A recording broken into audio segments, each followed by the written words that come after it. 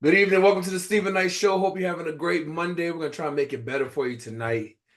Tonight, we are breaking down all the hot topics everyone's talking about. We're discussing the email that the federal workers received from Elon Musk and the conflicting messages from the Trump administration. MSNBC's Joy Reid's show has been canceled. Find out why. Plus, will Real Housewives of Potomac's Karen Huger face jail time? And one of Neo's children's moms is speaking out about his polygamous lifestyle. We're discussing all that and much more. I want to remind you all over social media, Facebook, Blue Sky, and also our YouTube channel, The Stephen Knight Show. If you rather watch us, please go there, subscribe, like, comment. We appreciate you. And welcome back, Shaq. You know, he has the Let's Be Clear podcast. They're doing big things. And we definitely appreciate you while Linnea and Chike are out. And Brittany, how you doing? How you feeling? How both of y'all feeling on this Monday? Brittany. Oh, well, it's been okay. I mean, it's a typical Monday. Yeah.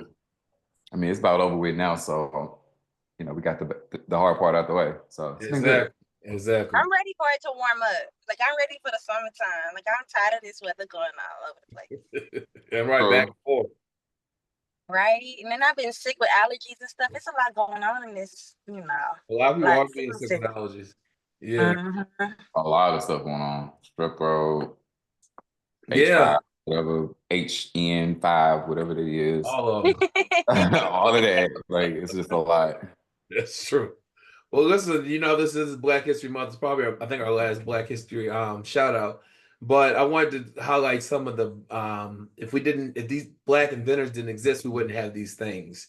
So the elevator was invented by Alexander Miles in 1867.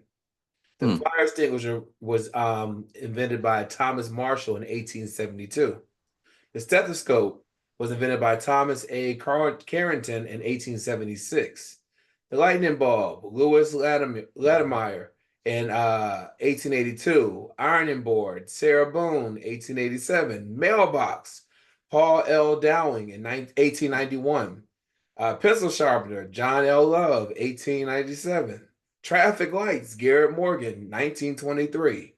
Blood plasma bag, Charles Drew in 1945. An air conditioning unit was invented by Frederick M. Jones in 1949. So, this information not always taught in schools, but no, it's not. We have definitely contributed to society, and this is just to list a few things.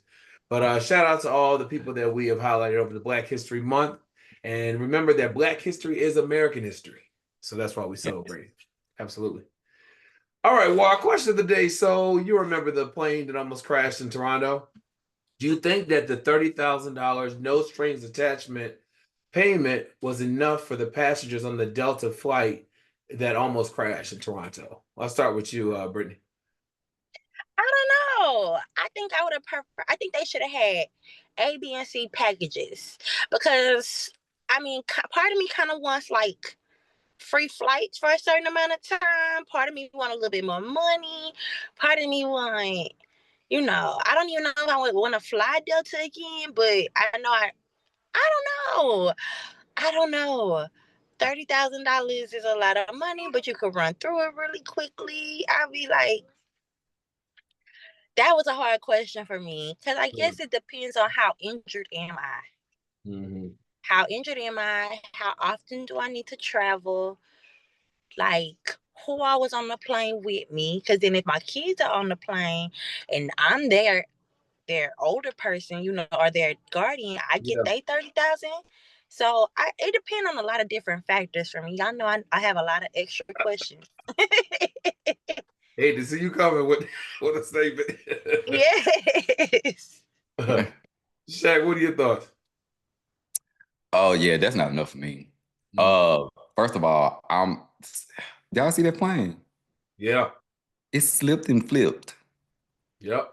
So after that, I'm hurt. First of all, we talking about in this climate now, corporations, they price gouging, they doing everything they can do to make some money. Yeah. I'm gonna do everything I can to get me what I need to get. So 30,000 is, I know it may sound greedy to some people, mind your business. This is me. I need my money. I need my coins. My life almost ended. I'm hurt. I'm traumatized. I don't know if I want to fly no more. Like I need to be compensated for all that. Mental, physical. Basically, Shaq gonna own Delta at the end of it. Pretty Delta, much. And you know, someone Delta, don't let him fly on y'all planes if y'all ain't got y'all shit together. You hear me? period. Don't you hate to see me coming. Remember this space and make sure all things all inspections have been checked. But He will be y'all new CEO. Boo. somebody Rip the day actually they sold that did. ticket to Shaq. Somebody actually did say there wasn't enough. Did you catch No, that? one of the passengers who survived, so they all survived, but He got his lawyers together and was like, he saw his life flash for his life. That wasn't enough. He said I don't my blame arm was him. in gasoline. Y'all tripping. Right. No, for real. I think in this climate, get you. So no. Well, the good thing about it is because there's no strings attached, they can still sue if they decide. Right. And talk about it. I'm gonna collect mine and then come for some more. So Well, he gonna sign the paper and then still take him to court. yeah, because there's no strings attached. They didn't say. Look, and I'm gonna go on to the lawyers. Look, I already got my 30. So what's up? What's next? I already got you covered. So we just need to get some more. And did y'all hear there's another flight here in Atlanta they had to turn around? I think they were going to Dallas, had to turn around because there was smoke or something in the cabin or some kind of something was in the cabin. But everyone the comments though. What they This say? happens all the time. This is fear mongering, and No, now that person they're pushing this out to scare everyone. And I'm like, listen, I know for especially the source that posted it. If anything go down at Atlanta airport, it's getting posted. Yep. So it's an incoming flight, leaving flight left here, landed somewhere else. They're gonna always post whatever's happening. Fight in the airport, miscommunication in the airport, some funny happening in the airport. They're gonna post it. So Atlanta airport has become the ghetto. It's Greyhound. And it has, but they do, I will say this, they try to contain all the craziness because we know they don't pay them people enough, quiet as it's kept. But like for them to say that, I'm like, we would have been seeing a lot more plain, you know what I'm saying, incidents or mishaps or technicalities in the past. When we did start seeing in the past, year or two, but before that, we didn't have all these technicalities or, someone saying, hey, the smoke is normal, but it hasn't been as frequent. Right. You know what I mean? So I didn't agree with that. And I seen that and I was just like, y'all need to get it together with these planes for real. Exactly. Well, y'all tweet us at home. Let us know. Do you think that the $30,000 and no strings attached payment was enough for the passengers on the Delta flight that almost crashed in Toronto? Stephen Nice Show, SHO. All right. Well, agencies and workers throughout the federal government faced a Monday deadline for billionaire Elon Musk's directive to respond to an email asking what they did over the past week or be fired. With President Donald Trump praising the plan as genius. Monday evening, as a growing number of agencies heads, including Kash Patel and Tulsi Gabbard, tell their employees not to respond. So pretty much, Elon Musk sent an email out saying, "Give me five bullet points of what you accomplished last week, and if you don't respond, then I'm gonna take this as a resignation." And so they were getting conflicting messages from people that work in their different departments saying, "Ignore it." And then, even some of Trump's his people in his administration, they were saying ignore it, but it just shows how, I know Brittany, you talked about your friend that worked at CDC, how people just don't even know, if they're coming or going these days. And these are people's real lives and people's their families, and so the president, he did say that Elon Musk, he thought it was great, and for his people that said don't respond, he said they sent that in a friendly manner, just trying to debunk the fact that there's chaos going on in this administration. But let me ask you, Shaq, if you would have received that email, what do you do? I thought about that. First, of course, the fear and the worry that people must feel receiving that off back has to be overwhelming. Right. In this climate, everything matters. when it comes to, especially if you have children, Yeah. or spouse that maybe, he or she doesn't matter, head of household, like everything matters. So just kind of receiving that and not knowing what to do, I feel bad for those people who, have to go through that. Um, I don't know what I would have done. I think I would have hesitated, waited until I hear more. But I still just can't get over the fact that I don't know who the fuck Elon think he is. You know what I mean? Like I Yeah. just don't know. Like I would have questions, and no one would be able to answer my questions, obviously. But it's very puzzling. Like, where do you get this authority from? Like, Right. where what's your title? Like, and they're still trying to get those answers. So to me, I just would be flustered, Mhm. honestly, frustrated, angry. I might even cry. I ain't even gonna lie like that. It's a That's just lot to the deal with. livelihood. Yeah. Yeah, that's your livelihood, if you can see that coming, yes, but this is all like mind-boggling for a lot of people. So Yeah. it's I tough. saw a map today. They showed all of the federal employees throughout the United States that live in red states. Majority of those states voted for Trump. Trump, and it's kind of like the find out. This is the F around find out phase. Brittany, It is. what are your thoughts on Elon and what he's doing? I mean, because really, it's almost like harassment. Yeah. I think it is just chaos. I think for me, it's just chaotic. Like it's just every day it's just something. Like this happened last week and I saved it specifically for this podcast. So Trump came out with the whole deadline for universities to get rid of their DEI initiatives Mhm. or lose funding, right? Lose federal funding. And if you read the document, it was like 4 or 5 pages. One in specific, a few sentences stood out to me. The first one was when he said that American educational institutions have discriminated against students on the basis of race, including white and Asian students, many of whom are from disadvantaged backgrounds and low income families. Okay, that stood out. Then we don't even have to go there. Why? And then it was another one that said it would be for it's unconstitutional and unlawful for an educational institution to eliminate standardized testing to achieve a desired racial balance or increase racial diversity.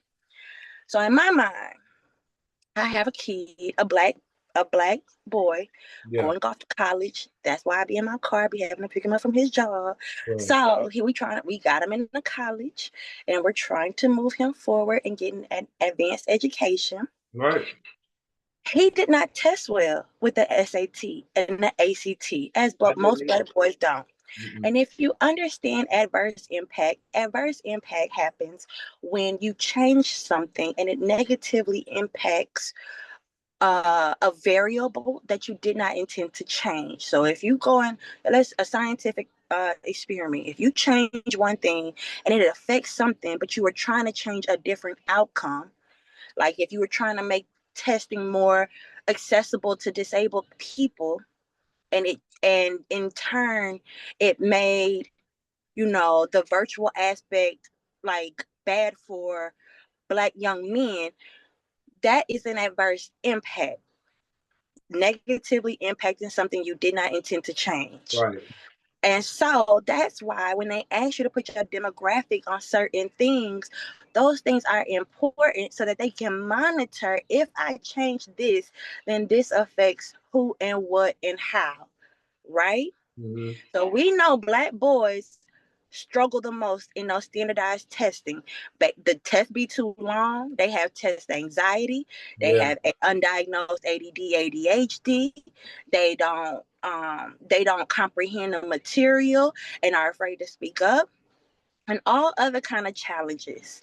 And so now you mean to tell me that it is unconstitutional to waive those testing standards and identify a student as a whole package with GPA, activities, clubs, organizations, other things that matter to attain a certain racial balance in a university is unconstitutional. I feel like that was the biggest slap in the face last week, outside of everything going on with the government, because now you're not even giving people a chance at these institutions that we had just got our foot in the door with, the PWIs and stuff like that. Yeah. Like, we know HBCUs are for us, but that's another story because he's coming after them next. But then on top of that, you're not going to, for those that have the opportunity to attend higher education institutions, now we're not going to be able to even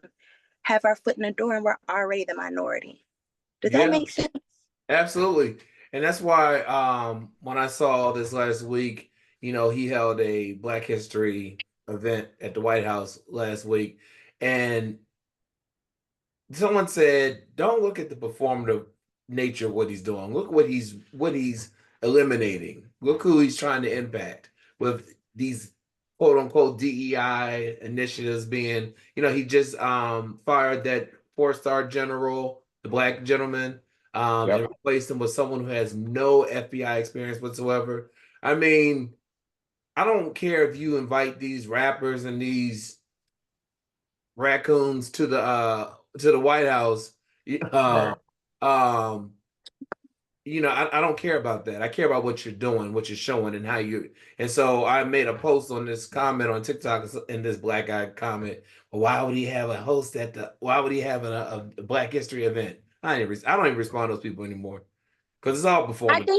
I do think, like you're saying, it's one thing to have a policy. It's one thing for him to identify government waste and want to reduce government waste, and for him to. But it's another thing on how you're executing it. It's one thing to want to cancel the woke culture, but it's how you're executing it. Like, like, policies are policies. People feel different way about certain policies. It's one thing to feel like you're a Christian and you don't believe in homosexuality, but it's how you roll things out and how you execute it. Like, in my mind. Yeah, and then on top of that, Elon doubling down on like Twitter with the BS is crazy. Like telling people, "Oh, y'all, what did he say? Like y'all don't know you're gonna have a strong reality check and things of that nature." And I'm just like that. Part of me feels like that's a part of the enragement because let's be real, they've always tested minorities to. We have to be of standard while they run around a Twice damn better. Twice is better, right? Chainsaws at events and all this bullshit, but we have to be of a certain standard. And part of me, like, when you saying stuff like that, I'm like, who what? Like, who are you? Right. You know what I mean? Like, you don't tell, like, you can't get on Twitter and just, let's just say, for instance, where we work and somebody get on Twitter and tell us, like, oh, well, y'all better make a decision or something because you got a strong dose of reality. Yeah. I'm not to cuss you out. Like, just to get, like, I don't care about nothing. Like, it's just, we especially have a line of respect. And when that's crossed, it's just like, I know I can't do nothing about it because where he is, he got all the money and all that stuff. Besides all that, I have a voice at the same time. And I think people need to honestly exercise that voice a little more.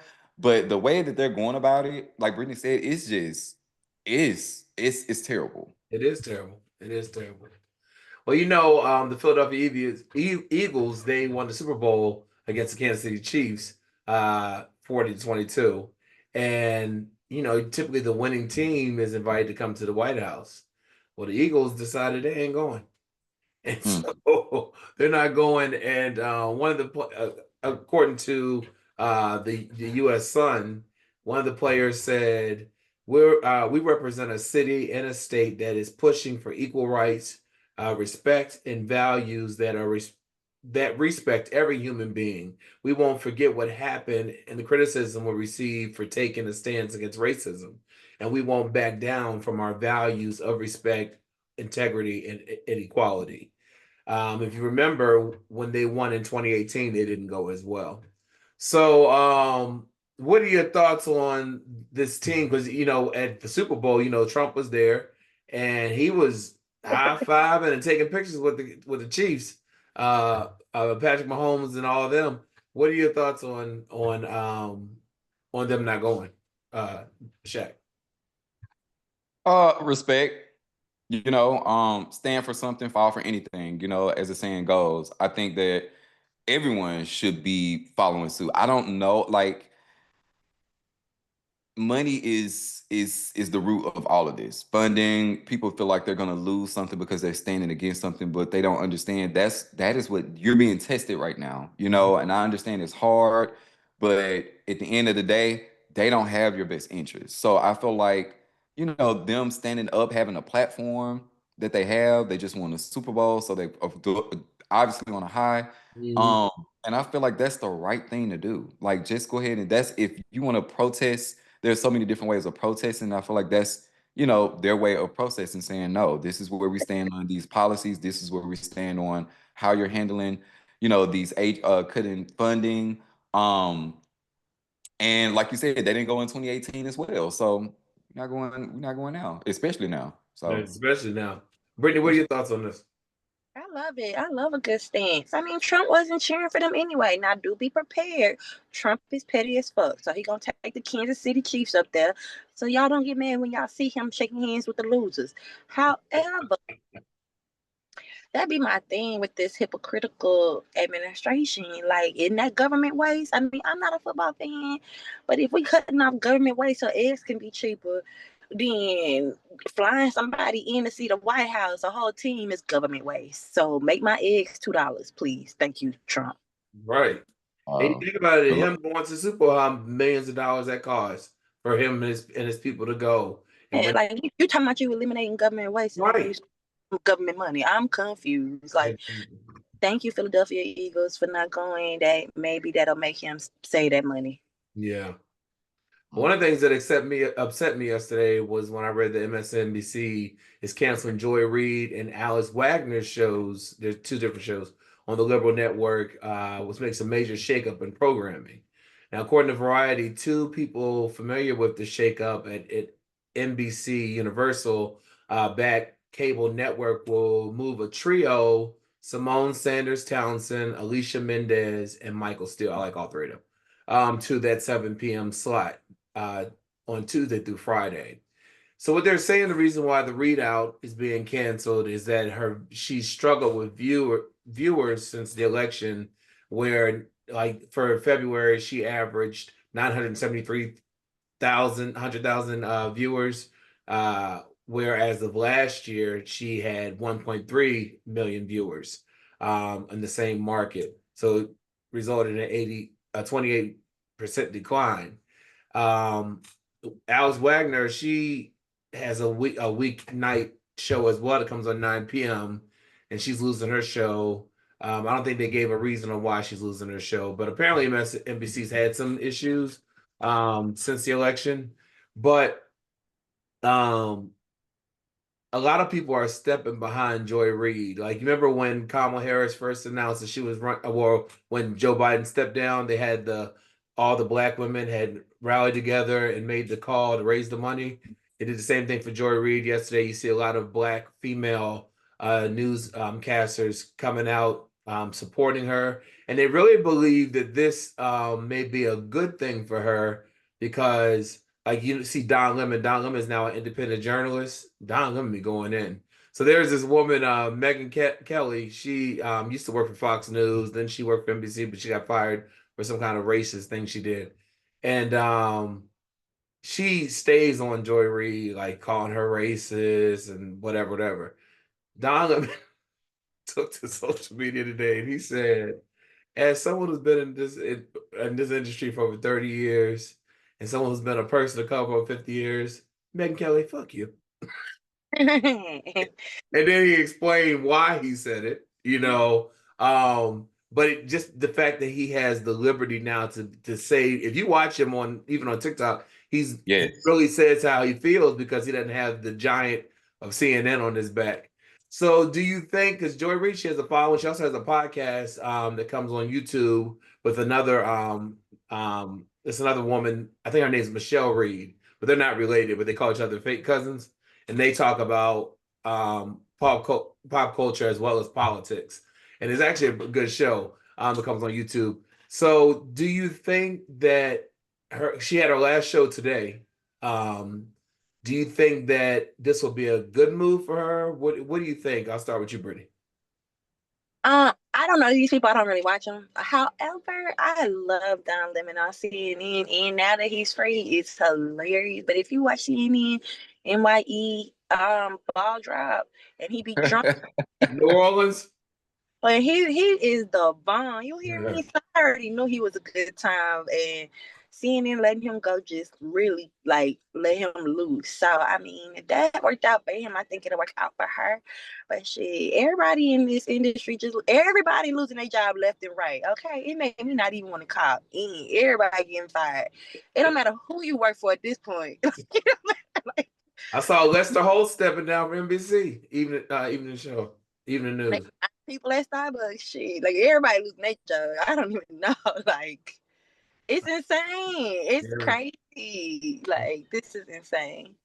And one thing about Joy Reid spoke truth to power. She spoke truth. That's why they're saying how important her voice is. I mean, and she has facts behind it. It's not, some people just go on emotion and they just say how they feel. She shows facts. And They like the Sunny girl they don't like Sunny from The View because they say she's too black. She's racist. Yeah, they don't like anytime we stand up for our people. That's why the paper said, oh, the Asian and whites that are disadvantaged and low income. I was like, boy, y'all love y'all love to take something and run with it. So, that anytime you find a black person that's woke, I love what Jane Fonda said. I'm gonna let you talk real quick, Shaq. She at the after awards yesterday, whatever those awards were, she got a lifetime achievement award, and she was talking about the climate. She's always been an activist since early in her career, and she mentioned woke, and she said, by the way, woke means giving a damn about somebody other than yourself, other groups. You know what I mean? But I love it. Shaq, what are your thoughts on Joy Reid? You think she's gonna bounce back? How do you think this could help her, if at all? Them saying that her views are struggling, I call bullshit. I just do. I think that it has everything to do with the content and the news that she reports and how she reports it.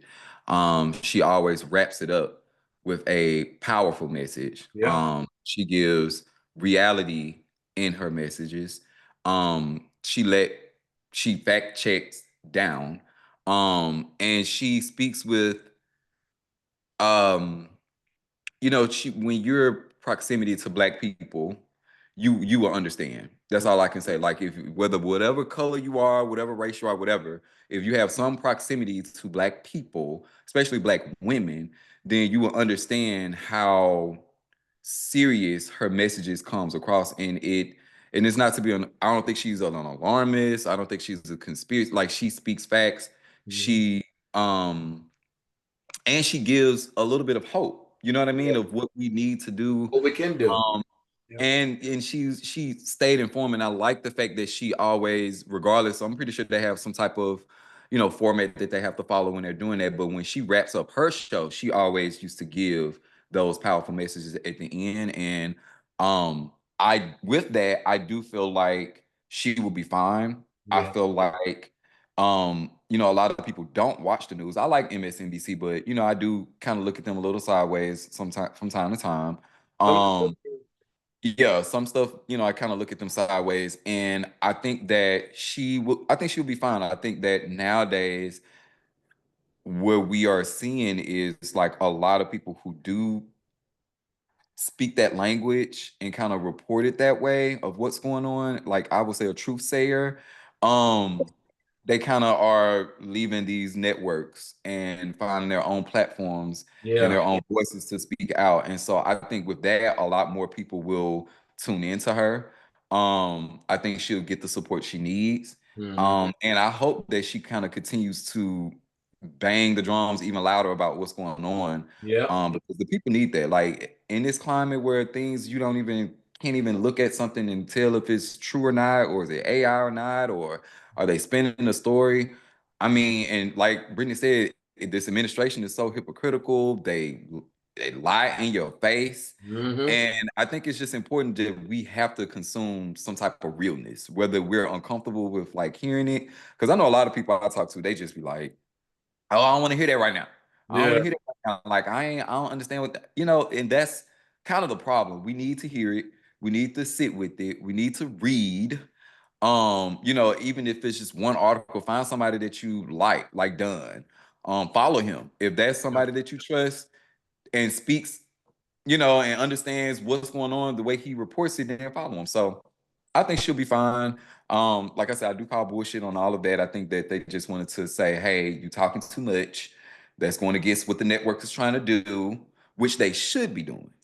I think especially if you're Democratic leaning, you should be. Right. Exactly. Yep. Exactly. Well, we'll take a quick break. We'll come back. We'll talk about Real Housewife of Potomac, Karen Hugard, what she could be facing. Also, Neil's one of his children, the mother of his children. She's speaking out against his polygamous lifestyle. And we're going to discuss the details around Irv Gotti's passing right back after this.